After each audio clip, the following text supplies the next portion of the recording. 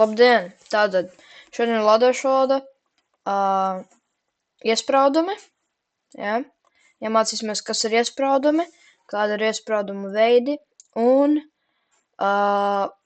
kā tos atdala ar komatiem un kāda ir atšķirības starp partikulām, parastām partikulām un iespraudumiem. Bet pirms tam es vēlētos pateikt, ka tagad būs tādi video, kuri kopsavilkuma testi, ja? Nevis kopsavilkuma testi, bet kopsavilkuma video, kur ir visas tēmas kopā.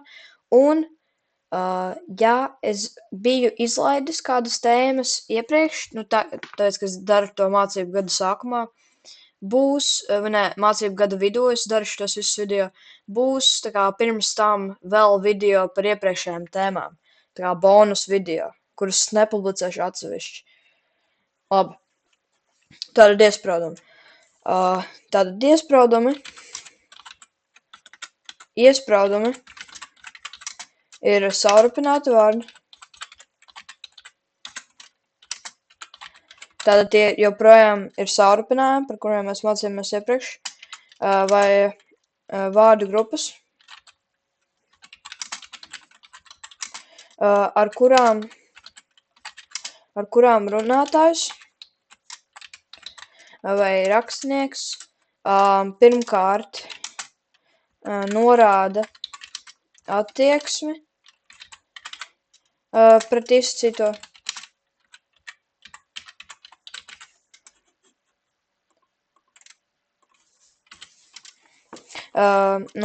Pret izcito saturu teikumā.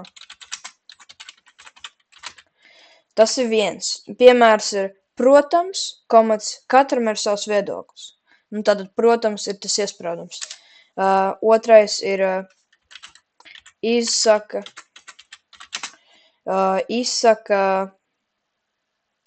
kādu piezīmi un piešķir nokrāsu. Piemērs būtu, kā jau iepriekš minēts, kā jau iepriekš minēts, tas nebija iepriekš runāts. Kā jau iepriekš teicu, tas iepriekš nebija runāts. Ja? Kā jau es teicu, būtu tas saurupinājums. Ja? Un vēl tas var precizēt un paskaidrot. Piemēram, Rainis iekavās 19. gadsimts bija slavens rakstnieks latviešu literatūrā. Tātad 19. gadsimts iekavās paskaidrot, un tas arī ir saurupinājums. Tātad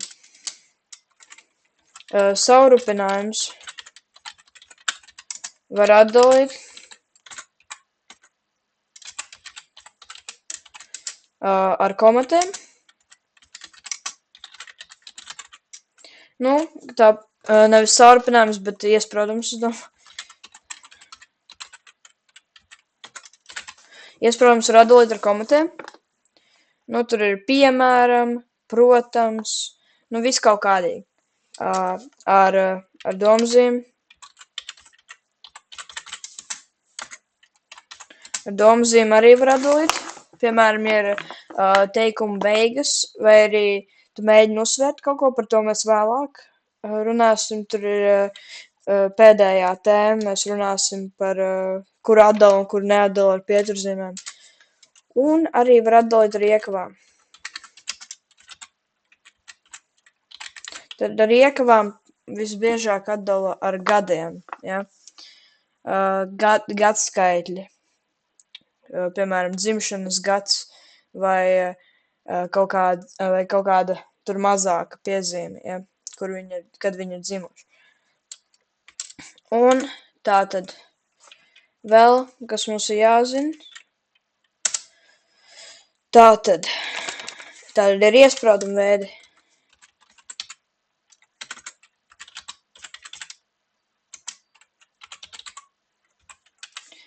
Ko es daru? Tātad ir 3 veidi iespraudumi. Ir parasti iespraudumu vārdi.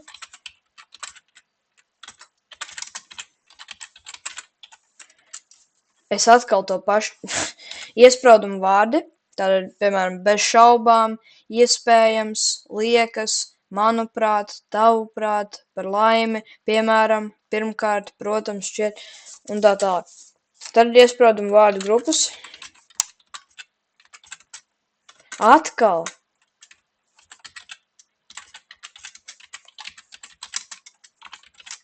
Tad ir iespraudumu vārdu grupas.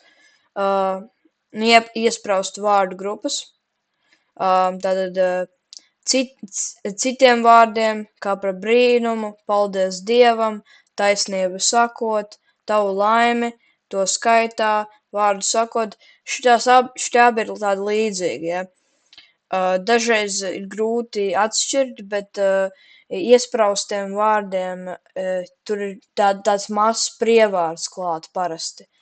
Piemēram, par laimi, bez šaubām, bet iespraustu vārdu grupām ir jau vietnieku vārds klāt un tā tālāk. Vai, manuprāt, var palielināt kā pēc manām domām.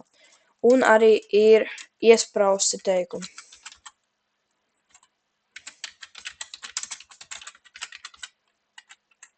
Es izmantoju nepareizi arī iespraustas vārdu grupas un iespraustu vārdi. Te ir iesprausti teikumi. Šitais ir visgrūtāk saprast, jo te dažreiz ir grūti saprast, kad atdala, ja? Un vai atdala. Šitie piemēri ir, ja atmiņa neviļ, kā jau es teicu, tas nevar būt, tas sen zināms, var teikt, kaut kas neticams, pats par sevi saprotams, kā paši zināt. Tātad šeit varbūt daži no šiem izklausās kā teikumi, piemēram, tas nevar būt. Bet teiksim mani piemērs. Metāns, komats, tas nevar būt, komats, karbonskābe. Tas ir piemērs, ja. Kad kaut ko cenšas atkal, piemēram, manuprāt, ja, es to atdalu ar komatu, tāpat arī tas nevar būt atdalu ar komatu, tāpēc, ka tas ir iespraudums, ja. Labi, tātad tagad atšķirība starp partikulām. Tad, kā jau mēs iepriekš zinājām, kā jau mēs iepriekš mācījāmies, tas arī ir iespraudums, partikulas ir tādi vārdi, kas detalizē to teikumu tāpat kā saurpinājumi, bet nesajauciet, šīs partikulas nav iespraudumi. Acīm redzot, droši vien, diemžēl, mans mīļākais partikulas piemērs, laikam gan, varbūt, diezin, nezin. Šīs partikulas, ja iekļauj... Labi, es izcelšu citu krāstu. Tātad šīs partikulas neatdala ar komatu. Un, partikulas lielākoties no pārējā teikuma neatdala, ja. Ir ļoti maz izņēmumi, bet ir, ja. Un tātad pēdējā lieta, par ko mēs varētu runāt tagad, kad atdala, kad neatdala. Tātad šīs situācijas, kad atdala sākumā, un pēc tam, kad neatdalas, patiesībā šitā darīšu. Ar kādiem vārdiem atdala un kad neatdala. Es sākumā izlasīšu, kad atdala. Tātad, ja paskaidrojušās vārdu grupas ievada vārdi vai vārdu savienojumi ar komatiem atdala nevien paskaidrojošo vārdu grupu, bet arī ievadītāju vārdu, liekot aiz tā komatu vai domzīmi. Piemēram, citiem vārdiem īsāk. Dievs, disleksīts, labi. Jāsaka konkrētāk. pareizā, piemēram, precīzā, proti, respektīvi, tas ir, var sacīt, var teikt, vārdu sakot. Un arī citi. Un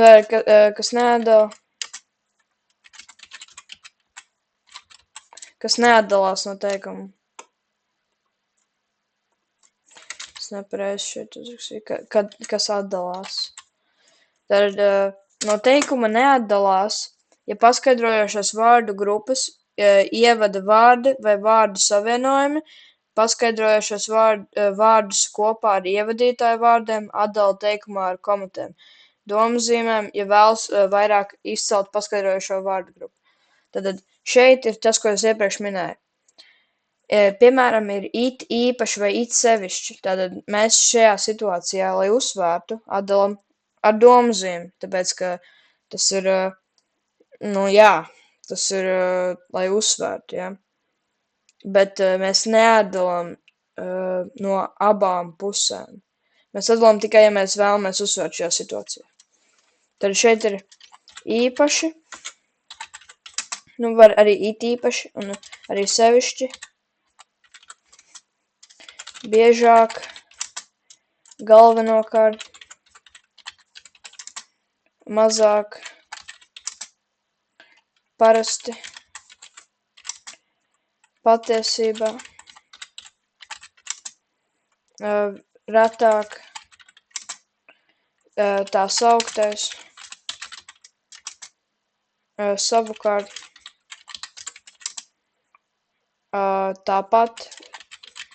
tāpat kā to skaitā, vairāk, vismaz.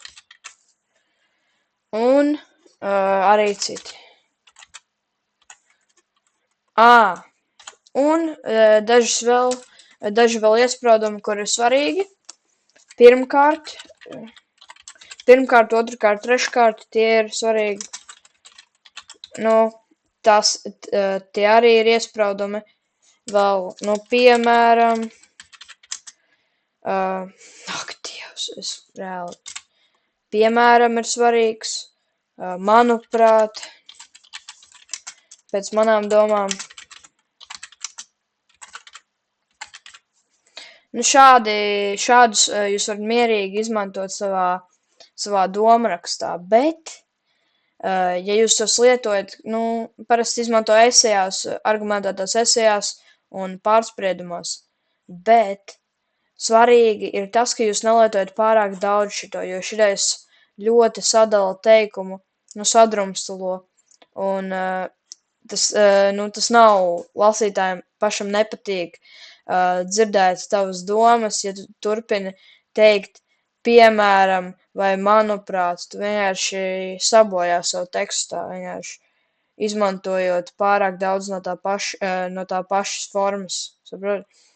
Un, jā, es ieteiktu atkārtot, kad atdalās un kad neatdalās no teikuma, kad atdala, kad neatdala, un arī patrenēties varbūt tekstā parakstīt šos vārdus. Un, jā, tas viss.